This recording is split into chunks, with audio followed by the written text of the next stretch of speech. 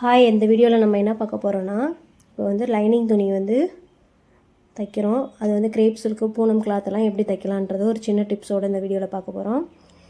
Original cloth கீழே வச்சுருக்கேன், மேலே லைனிங் கிளாத் வச்சு 4 இன்ச்சு கழுத்துக்கு வந்து தையல் போட்டுக்கிறேன்.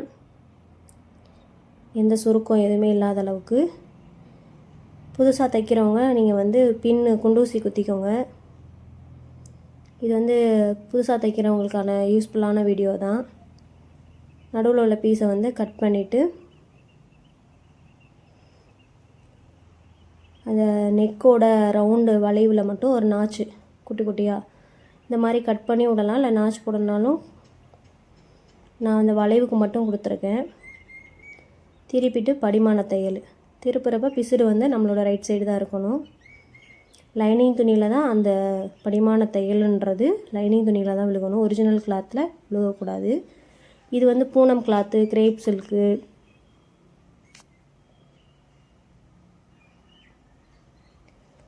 சாஃப்ட் சாரீ, இந்த மாதிரி சாரீக்கெலாம் நம்ம இந்த மாதிரி ஸ்டிச்சஸ் போட்டுக்கலாம்.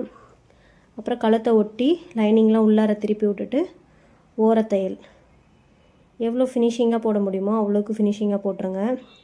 ரெண்டாவது, நம்ம எங்கெங்கே தையல் போடுறோமோ அதுக்கு நேரம் உள்ள துணியெல்லாம் நம்ம கரெக்டாக அயன் பண்ணி விட்டுறணும். கீழ்ப்பக்கமாக வந்தால் கீழ்ப்பக்கமாக அயன் பண்ணி விட்டுட்டு, இந்த வளைவுக்கு நேரம் வந்தால் வளைவுக்கு நேரம் அயன் பண்ணி விடணும். இப்படி பண்ணும்போது நீங்கள் தைச்சி முடித்ததுக்கப்புறமும் நீட் ஃபினிஷிங் இருக்கும். இப்போ நான் ஓரத்தையல் போட்டு முடிச்சிட்டேன். இதுக்கப்புறம் முதுகோட நடுப்பகுதி இருக்குது பாருங்கள், அந்த இடத்துல ஒரு தையல் போட்டுட்டோன்னா ஒரிஜினல் கிளாத்லேயும் நம்மளுக்கு லைனிங் கிளாத்லேயும் நம்ம ஸ்டிச் பண்ணும்போது தையல் கரெக்டாக இருக்கும்.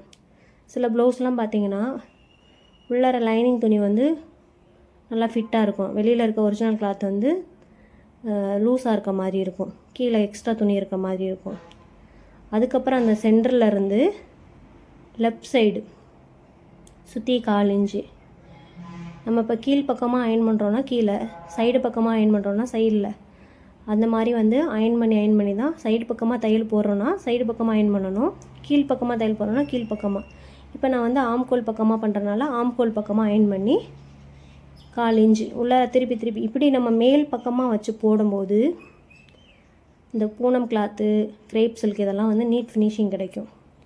இப்போ லெஃப்ட் சைடு நான் அப்படி தைச்சதுக்கப்புறம் ரைட் சைடு இங்கேருந்து வரக்கூடாது, திரும்ப கீழே இருந்து பேக் சைடு இடுப்பில் இருந்து கீழே 4 இன்ச்சு அளவுக்கு இங்கேருந்து ஷோல்டருக்கு வரணும். இது நம்ம வந்துட்டு காட்டன் சாரீ இல்லை பட்டு சாரீலாம் தைக்கிறோன்னா ஷோல்டர்லேருந்து நம்ம உள் பக்கமாக லைனிங் துணி பக்கமாக திருப்பி வச்சு தையல் போடலாம். ஆனால் அந்த Poonam sari, crepe silk, soft silk, stone work இந்த மாதிரிலாம் இருந்துச்சுன்னா நம்ம இப்படி ஒரிஜினல் கிளாத் மேலே தான் நம்ம தையல் போடணும்.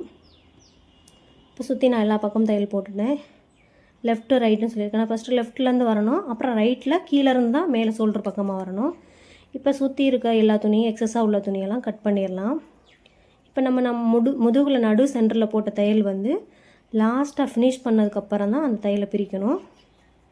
இப்போ நான் வந்து எல்லா சைடும் உள்ள எக்ஸஸான துணியெல்லாம் கட் பண்ணி விட்டுறேன்.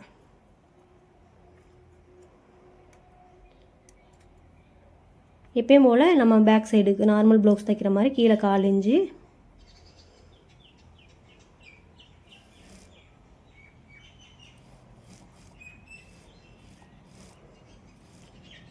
தையல் போட்டுட்டு அப்புறம் நம்ம எவ்வளோவுக்கு மடிச்சு தைக்க விட்டுருக்கோமோ, நான் வந்து ஒரு ஸ்கேல் அளவு விட்டுருக்கேன், நீங்கள் எவ்வளோ விட்டுருக்கீங்களோ அதுக்கேற்ற மாதிரி மடித்து ஒரு தையல். ஏன்னா வந்து இது பூனம் கிளாத்தை பொறுத்தளவில் நிறைய பேருக்கு இந்த மாதிரி நிறைய பிரச்சனை வரலாம். புதுசாக தைக்கிறவங்களுக்கு அவங்களுக்கான வீடியோ தான் இது.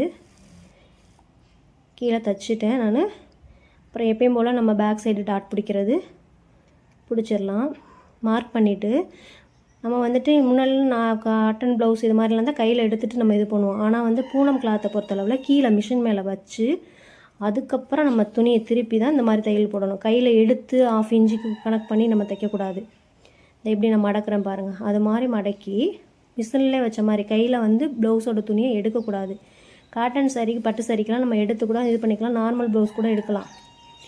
பூனம் சாரீ, கிரேப் சில்க்கை பொறுத்தளவு நம்ம எடுக்கக்கூடாது. இதுக்கப்புறம் தான் இது எல்லாமே ஃபினிஷ் பண்ணியாச்சு. பேக் சைடு எந்த ஒர்க்குமே கிடையாது, வேலை கிடையாதுன்றப்ப நம்ம வந்து இந்த ஒரு தையல் போட்டோம்ல அந்த தையலை அதுக்கப்புறம் பிரித்து விட்டுறலாம். இது புதுசாக தைக்கிறவங்களுக்கு ரொம்ப யூஸ்ஃபுல்லாக இருக்கும்னு நினைக்கிறேன். ரெண்டாவது பூனம் சாரீ, கிரேப் சில்க்லாம் தைக்கிறதுக்கு சிரமப்படுறவங்களுக்கு இந்த டிப்ஸ் எல்லாம் யூஸ் பண்ணி நீங்கள் ஸ்டிச் பண்ணி பாருங்கள். மறக்காமல் நம்ம சேனலை சப்ஸ்கிரைப் பண்ணி வச்சுக்கோங்க. பெல் ஐக்கானை கிளிக் பண்ணி வச்சுக்கோங்க. அப்போ தான் நான் போகிற வீடியோஸ் உங்களுக்கு நோட்டிஃபிகேஷனில் வரும்.